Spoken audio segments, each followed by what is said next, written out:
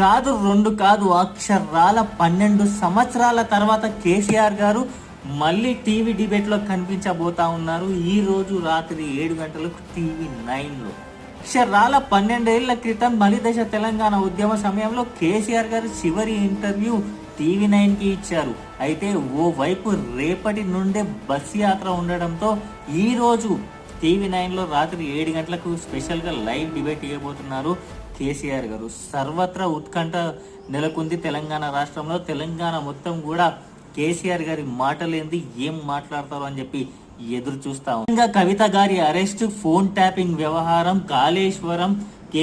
కాళేశ్వరం వంటి ఆ కీలక అంశాలపై కేసీఆర్ గారు ఎలా రియాక్ట్ అవుతారు, ఏం మాట్లాడతారు, సింహం ఏం చెప్పబోతుందా అని ఎదురు చూస్తా ఉన్నారు ప్రజలు. రేపే బస్ యాత్ర పెట్టుకొని ఈ రోజే ఇంటర్వ్యూ ఇవ్వడం కూడా కాస్త ఇంట్రెస్టింగ్ గా మారిన